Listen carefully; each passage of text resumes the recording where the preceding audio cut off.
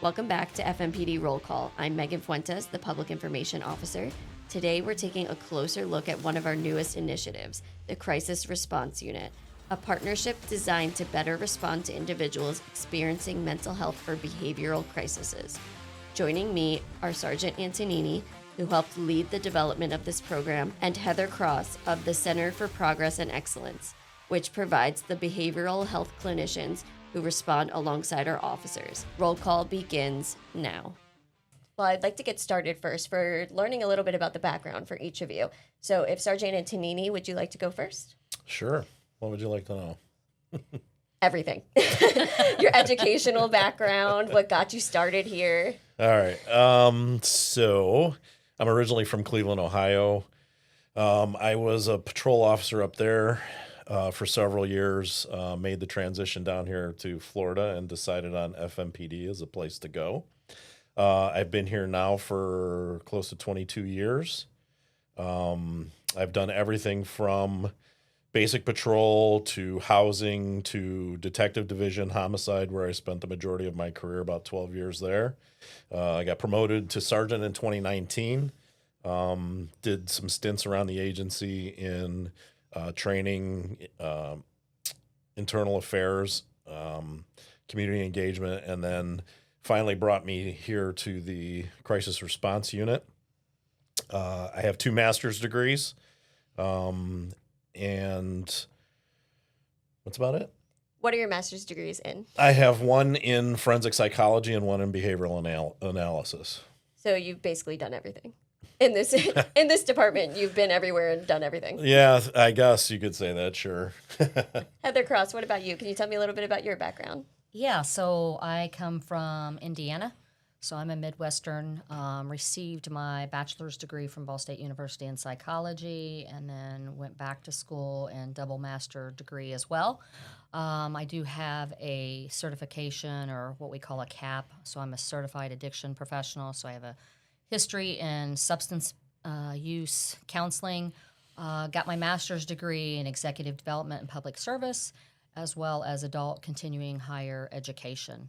My background is I've worked in Department of Corrections, where I was a director in a reentry prison up in Tallahassee.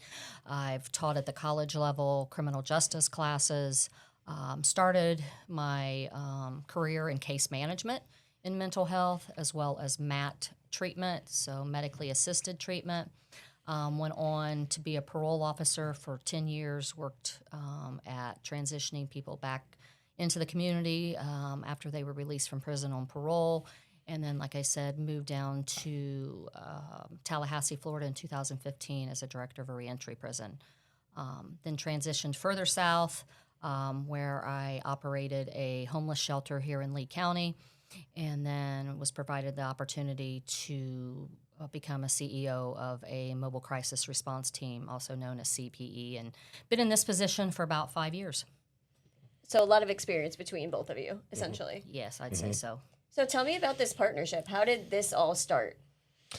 Well, about 2 years ago, roughly, I started thinking about and reading about and through social media and whatnot, a lot of situations that law enforcement was encountering with mentally ill folks. And a lot of the situations did not end well, meaning that there's a lot of suicide by cop. There's, some situations out there that require, sometimes deadly force and whatnot. And officers were basically being arrested and losing their jobs and going to jail for situations involving the mentally ill.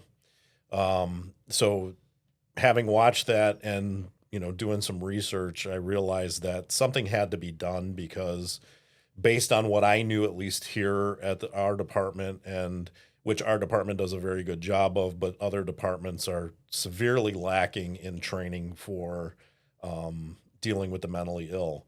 So case in point, I mean, like I said, our department is very good at it. Officers, once they graduate the academy, are put through 40 hours of crisis intervention training. However, that's usually where the mental health training stops with us and with most agencies, not just in Florida, but across the United States. So with 40 hours of training, it does not bode well when you're dealing with somebody that's in crisis. So I started doing some research across departments and things like that, and found several departments that had some form of mental health response to these situations, probably because they were in the same boat that we were, or we are. So I took a lot of information, reached out to a lot of people or other departments, and kind of got an idea of what I wanted to do as far as forming a unit here. So once I got the idea, I researched several local mental health agencies that were in our community here in Lee County. And it just so happened that my first call was to Heather, and Heather and I met, and she loved the idea of getting law enforcement involved with her mobile crisis team and creating a partnership. After Heather, I did meet with other agencies and I had a great feel when we left that room. All of the other agencies just didn't have what I was looking for as far as how I envisioned this unit becoming. So I called Heather back, and Heather and I sat down and we hashed out a few things and got the ball rolling. We were willing and able. We've put actually mental health clinicians in the cars with FMPD, as well as case managers. And so, we've built that relationship where, law enforcement is also not being looked at in a negative fashion. These calls that are coming in has allowed us to partner with FMPD and just meet people where they're at, with lessening the chances of people being, hospitalized or incarcerated by offering them the resources to keep them in the community, right? So, there's risk factors that obviously contribute to people's mental health or people going into crisis. And so, us being at a collaborative approach and in the field, with these calls that are coming into dispatch has, really allowed people, to not be hospitalized, not to be incarcerated, and stay in their homes and, work with other community partners at whatever needs are identified with those individuals. When Sergeant Antonini brought this up to you, what was your initial response? Absolutely. People call 911. People don't know of any other agencies that they can call to help with what he mentioned, public assist calls. If people don't know where they're going to, get their next meal, or people, just recently received an eviction and they don't know who can help with rent, a lot of times people will go into a mental health crisis. And, if we can help them with those resources and help with alleviating them going into a crisis, it's a win-win all the way around.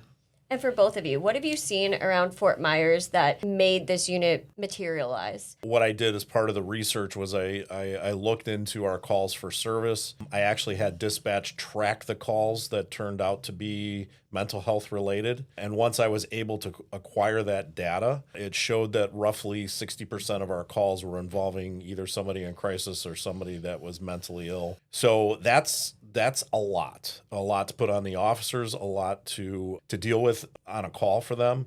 With that volume of calls for service, that it would be beneficial to have a unit that was educated both on the mental health side, but also with officer tactics to be able to respond to these folks and obviously de-escalate the crisis, and then provide them with the services that they need, again, in an effort to keep them from being Baker Acted and or incarcerated. And Heather, what do you see on your end? When the clinicians are coming back from a call or, finishing up with a call, we're seeing the data come in that, people are learning what's available in Lee County. And, CPE relies so much on our community partnerships because CPE is looked at as the front end of mental health care. And so people are calling us at a time in crisis or looking for services. And so a lot of information is getting passed down just because of our mental health team in the field with FMPD, and we really complement each other. We don't have the answer, FMPD has the answer, or vice versa. But we also have the ability to take it a step further. And if we don't have the answer, we have the case management services that are the individuals that are looking for those resources, based on several things, based on transportation. Can the person get to this resource? And then the second thing we look at is affordability. If they're looking for some type of service, can they afford it? Do they have insurance? And if they can't, then let's find that partnership where that individual can get those needs met. Now I want to go into what kind of specialized training did these officers and clinicians need in order to be out on the road with our officers and respond to these calls? Both Officer Bradford and Officer Donahue, they went through mental health first aid. They went through crisis intervention training, realistic de-escalation, which is more from a law enforcement perspective, identifying behaviors that would indicate whether somebody was in crisis and or suffering from a mental illness, and how to differentiate between somebody that's schizophrenic, somebody that's bipolar, could be depression, could be, personality disorders, whatever it is. So they've been put through the gamut as far as that's concerned. Also, communication and understanding that, time is of the essence, and we have the time to spend with the folks to get them out of that crisis type of situation. And then Michaela and Hannah, who are the folks from CPE, they already had that background. So we included them in our tactical training to help them to understand what we do in situations that are highly volatile and the need for them to stay out of that and how to keep them out of that so that we don't put them in harm's way. So we've done a lot of realistic scenario-based type of stuff where the officers will handle the front end of it to make sure that the scene is safe before they get brought in. So there was a lot of realistic exercises where we just kind of played it out as what we're going to do in these types of environments if we run across them. What do the clinicians do while on scene and talking through people who are possibly in crisis or even referring them to services? Obviously, a lot of listening. But one of the things that, obviously we try to de-escalate the situation. We also do what's called a safety plan, where we're going through a plan of action so that that individual does not harm themselves. And so if we can successfully safety plan with someone, again, that keeps them out of the hospital. It keeps them from going into, an involuntary hospitalization that we call a Baker Act. So, those are the two main things. We de-escalate and we perform a safety plan. And at that point, the officers are still there, but we're doing our thing. And it ends up, more times than not, allowing the person to not be Baker Acted. What types of calls are we seeing? Just a lot of crisis calls. Folks that, for whatever reason, they have a stressor in their life, where it could be homelessness, it could be some type of substance abuse, it could be divorce, it could be, a gamut of things that somebody is kind of pushed over the edge and they don't specifically know how to deal with it. And so they'll be acting out in some way. And, obviously we'll get the call for service and we'll go out there and try to kind of figure out what the problem is and help them to, again, get into that state where they're not in crisis, de-escalate them down so that we can talk with them rationally and we can make decisions with them. But, the majority of the calls that we go on are to some degree stressful, but again, it's because of a situation that has happened that has caused them to be put into crisis. And some of these folks may have been previously diagnosed with a mental illness. We're just trying to help them navigate through whatever crisis that they have. How do you know what approach to take? As with anything else, what it boils down to is communication. There's really no secret sauce to how to deal with somebody. It's being able to listen, provide feedback, empathize with them, and help them through whatever situation they're going through. We don't offer advice. Most of the time is we just listen to what they're feeling. And again, we empathize with them and we get them into a situation where they're not thinking with high anxiety, they're thinking more on a rational level, and then we're able to help them plan what would be the best way to, move on from here so that we can not have them go into crisis again, provide them with services, those types of things like that. That's basically it. Yeah, I think there's a lot to be said too, with the way that we're communicating with individuals, right? We're not rushing them. We're not putting words in their mouth. We're validating their feelings, and we're doing a lot of listening. Sometimes people just want to be heard. And so, the way that we're delivering information, anywhere from our nonverbal communication to, verbally what we're saying can really gauge what's going to happen next in those conversations. So being patient with that individual, empathizing, listening, validating feelings really goes a long way with people that have already been heightened, in their anxiety or in crisis. So it's, really taking control of the conversation and helping navigate through all those different mechanisms. For this unit, how do you measure the success that it's had so far? So monthly, what we're doing is we're compiling the statistics of the calls that the unit responds to versus the calls that patrol responds to, and what the outcomes are. Be it a Baker Act, be it jail, be it Use of force, those types of things like that. So I'm compiling the statistics on a monthly basis to be able to present them to show the success.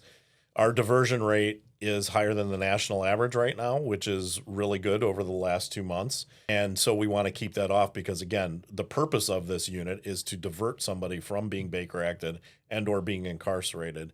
And the calls that the unit responds to, there is a much higher diversion rate, a considerably higher diversion rate than the ones that basic patrol responds to. And that's what we want to see and get across, is that the statistics, the numbers, prove that it's working.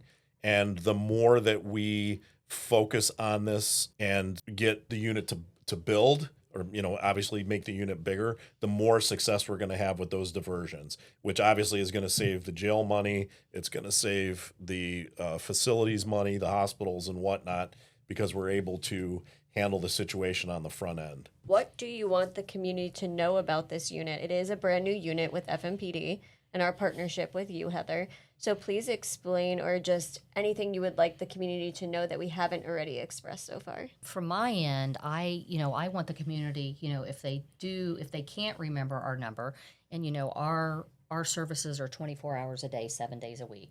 We do have an 844 number. It's obviously longer than 911, but if you do have to call 911, ask for the co-responder team. Tell them that you need CPE. You need to talk with CPE, especially if it's, behavioral health in nature, mental health in nature.